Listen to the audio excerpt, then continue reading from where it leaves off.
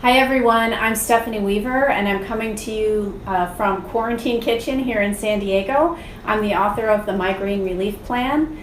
I'm a home cook, recipe developer, and cookbook writer. And today I'm going to be making pasta primavera. So that's dried pasta, which probably everybody has in their pantry, along with a variety of options depending on what you have in your house.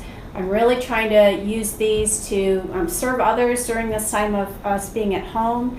Doing our social isolation. It's just me and Microwave Boy's over there on the camera. Hi, Nice. Microwave Boy. Hi, Steph. And Daisy will be wandering around because she always gets a little worked up during these things. So I'm going to talk just briefly about, I've got some water boiling on the stove that's got some iodized sea salt in it. And so that I don't use a ton of salt because I'm on a low sodium diet, so I have switched over to iodized salt just to make sure I get enough iodine in my diet. And I'm going to go ahead and put the pasta in now. This is 4 ounces, which is 2 servings each of dried brown rice rotini pasta from Trader Joe's. And it takes about 10 minutes, so that's hopefully about how long we're going to be on air. So I'm going to give that a stir. I'm going to set the timer. And then I'm also going to turn this burner on because we're going to saute our vegetables while I talk. So I'm going to start with red onion I happen to have, and I noticed this one had started to sprout. So that's a good time to use that. I'm going to cut out that middle greenish sprouted part because that oftentimes the flavor isn't quite as good. So I'm just going to pull that out just in case. And then I'm going to do a quick chop on this. Now, a lot of you may have some sort of marinated vegetable in your fridge that is preserved in olive oil, and this is a combination of sunflower oil and olive oil. These are grilled artichoke hearts. So I'm going to use this oil today for my saute because that's just an economical thing, you know, while we're all kind of conserving and trying to not shop a lot. So it's a good idea to use what we have. And so I wanted to showcase that as well. So I want to get these onions chopped up so that as soon as that oil's hot, they can go in the pan.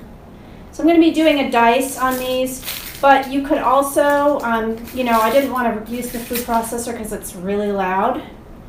But you could certainly use your food processor to, so let me just show you. What I normally do with these is I hold it with the flat of my hand and I run the knife under very carefully to give it one cut, depending on how thick the onion is. Sometimes you might do more than one. And then I do these lengthwise cuts. And then you hold your hand like a claw, keep your fingers out of the way, and that's how you pretty easily dice an onion. I usually turn it about that point just because it's not very stable. Okay, and then we're going to do the other one. Again, this is a pretty shallow onion, so really just one cut, and just be real careful as you do that one because you are cutting towards your hand. Again, this is, you know, part of what a lot of people are recognizing is that this can be a time when we have fewer distractions, when we're home more, to be more present, to be more in the present moment. And I find cutting vegetables to be a mindful activity. You know, you have to be really present, and I'm very aware of the colors and the textures. And so it's kind of a nice thing. So I appreciate that. I'm just going to check. You don't have to come over here right now, Microwave Boy, but I'm just going to check. What I'm looking for is a little bit of a sizzle maybe, and I also want to see that the oil's shimmering, but you don't ever want the oil to smoke because that means it's gotten too hot. So you don't need to preheat the oil for more than really a minute. I also need to check to make sure my water is continuing to boil, which it's not, so I'm going to turn the heat up over there. So let me do that because I am actually cooking this. This is really happening in my kitchen. There's no cutting. All right, so I'm going to get those sauteing. Going to get my heat on my pasta back up because it's got too low, which is unfortunate, but it'll be all right. So that may need to go an extra minute because of that. And then next I want to get my garlic in. Now, as I mentioned, or I think I mentioned, you can use fresh garlic if you have it. You can use granulated garlic. You can use garlic powder. You can use delicious Penzeys roasted garlic, adds incredible flavor. And if you only have garlic salt, just use that kind of sparingly because that will add a lot of salt to your dish. So if you're using something like that, a garlic salt or an onion salt, just make sure you don't add too much extra salt in the other components of your meal. All right, so what I normally do to make cutting up garlic easier is I usually take the little hard end off and then knife blade flat, hand flat, squish, and what that does is it kind of pops it out of the peel, which is always very sticky. And then you want to do, again, this claw thing with your fingers, so you're keeping your fingers out of the way of your knife. Because you don't want to end up having to go to the emergency room right now for a cut finger. So please do be careful. You want to stay home and keep out of the way of healthcare providers because they have people to care for. Okay, so I'm just going to give this a stir. My water's boiling again. That was my 5-minute timer. Now the dog is starting to whine. This is what happens every time we do this. All right, what else do I need to get in here quickly? I need to get I have a little bit of the carrot, so I'm gonna chop this up really finely. Now that everything doesn't need to cook like it would for a stew, because this is a kind of a fresh vegetable, but it is nice that you don't want the carrots to be super hard, so I want to get them in the pan relatively quickly. So again, so I have my pretty cutting board out, which is very slippery, which is why I don't normally use it. We bought it for cooking demonstrations. I have to be really careful I don't cut myself with it. I've also got a couple of pickled carrots and a pickled jalapeno that were in the fridge. I'm going to cut those up because those are going to add some nice dimension to the flavor. So again, you can kind of use whatever fresh vegetables you have. This is what was in my fridge, and so I wanted to try to showcase, what we all have. So I've got some black olives, and I'm going to kind of dice those up. We just had 3 left in that jar, so that's going to add some really nice flavor. If you have anchovies and you like anchovies, you can throw 1 or 2 anchovies into this. They kind of dissolve into the sauce and they add a really nice briny element. But again, if you're watching your sodium, you don't want to overdo it on those salty elements. Okay, what else do I have? I have a radish here, super pretty radish. If you watched the other day, we did a salad and I did these radishes in the salad. So they're really pretty purple radish. So that's adding some nice variety to the colors. So when we talk about eating the rainbow, what we mean by that is that every vegetable and fruit has nutrients in it, which are called phytonutrients, just means plant-based nutrients. And what scientists have learned through research is that each color contains different nutrients. So when we talk about eating the rainbow across the course of a day, it's basically just saying try to get a bunch of different nutrients in a really enjoyable way, right? So we have red color in there, orange in there, now we've got some yellow, and we're going to have some green from our spinach. So this is a bell pepper. Again, none of these vegetables have to cook for a very long time. I'm not making, potatoes or anything like that, but you definitely want to take the edge off them. Now, you could toss something like bell pepper in raw, for sure, but I do like to have, especially since I have a saute going, I like to do that. And I'm happy to answer any questions. Again, my name's Stephanie Weaver. I'm the author of the Migraine Relief Plan, and you can follow me if you're not already following me, Stephanie Weaver MPH on Facebook. And you'll get notices when these watch parties, as long as they continue to do watch parties on Facebook, go live. So now I'm adding the yellow bell pepper. which in other countries are called capsicum. In case you don't know what I'm talking about, if you're there over in the UK watching, hello. And that's what we call capsicum bell peppers over here. All right, I'm gonna stir that. Got 2 minutes on that pasta, but probably need an extra minute, so I'm gonna taste test it in just a second. Then I'm gonna, at the very end, add some fresh spinach. So again, some nice greens. I'm gonna add about 2 tablespoons of pine nuts to the finished dish and some Romano cheese. I'm gonna just grate that on the top.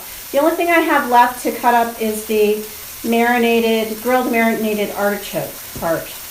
And those are from that can. They're not slicing very well. So this is the sort of thing, if I wasn't doing a demo, I might just have thrown all these different things in the food processor. Some of those things will chop up a lot more easily, but that's fine. So you can see all the oil coming off of this because it's marinated in oil. And I'm just going to shove all of that into the pan. So we get all that nice oil in there. I'm also going to add some Italian herb mix. So I use unsalted herb mix so that I can control my sodium levels. Penzies.com will ship stuff to you, and they're offering great deals right now. So I would encourage you, if you are low on spices and you don't want to waste a shopping trip right now getting spices, because Penzies can hook you up. They have amazing spice blends and all kinds of wonderful products. So that's smelling. So what I'm smelling is the aromatics from the onion, the garlic. I'm getting the rosemary and the oregano from the spice mix, and you want to cook them a little bit in the oil, which blooms those spices. All right, now I'm going to taste test my pasta to see where we're at. So you don't throw it against the wall? Or? Don't throw it against the wall. I don't know if that actually, I think I tried that once when I was in college, because of course I was in college. So especially with pasta that might have water inside it or attached to it, you want to really make sure you blow on it to cool it down, and then pick it up. Like a penne, you want to make sure that there's no hot water in the middle of it before you taste it. I'm feeling like this is hot, so I'm going to wait for a minute. I can tell from my hand that it's hot. Okay. Oh, it's actually perfectly cooked. So, all right. So I always make sure I know where the dog is before I walk across the kitchen with a pan of boiling water. You don't need to follow me. I'm just draining this in the stove, but I want to capture half a cup of pasta water before I do that. So why is that? This is wonderfully starchy water, and it's going to help the sauce stick to the pasta. So if you can, that's why I set the measuring cup there, so I would remember to grab it. Okay. I'm just going to shake that for a second. I'll be back for it. Means we're almost ready to eat. Oops. Yay. Yay. I know it's very exciting. It smells really good in here. And I'm going to saute. I'm going to throw that spinach in. The spinach might just take 2 minutes to wilt. So we're just going to wilt that down. 2 minutes at the most, really. You can see it's already wilting down pretty quickly. Now I won't add salt to this, except maybe a little tiny bit at the table. There's a small amount of salt in the water. Restaurant and culinary trained chefs are going to give you very different advice about sodium, but I'm on a low sodium diet because of my migraines and vertigo. So a lot of you watching may be on low sodium diets. This is, hopefully you can see how high flavor this is going to be. It is going to be delicious. So we're going to add the pine nuts. I'm going to shake the pasta again. So this is 2 people, for lunch or dinner. All right, I'm going to give that a stir. And then what I'm going to do is I'm going to just add a small amount of this pasta water.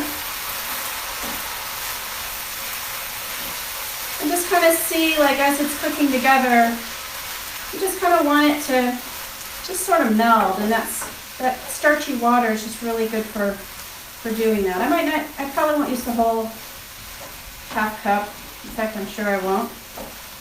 There we go. All right, that's looking really tasty. So I'm gonna just, you can keep the camera there. I'm just gonna grate some cheese on top. This is a old school box grater. You can use this part of it, or you can use the really fine side if you want a finer grate. I also have two other graters I can show you. Which one's greater? Which one's greater? That's the question, right? So just a little bit of this. Maybe you want some, for sure, some cracked black pepper right on top would be great, and then salt to taste. So the other two graters you might have around would be something like this, which has been stained with my turmeric, or you might have a fancy microplane zester and grater. All work fine. So anyway, that's going to be our lunch. We're happy to share it with you virtually, and I hope you guys are doing well. I'm happy to answer any questions in the comments, and I will put a link into Penzeys where I got a lot of these spices. I hope you guys have a great day and be well. Thanks. Bye.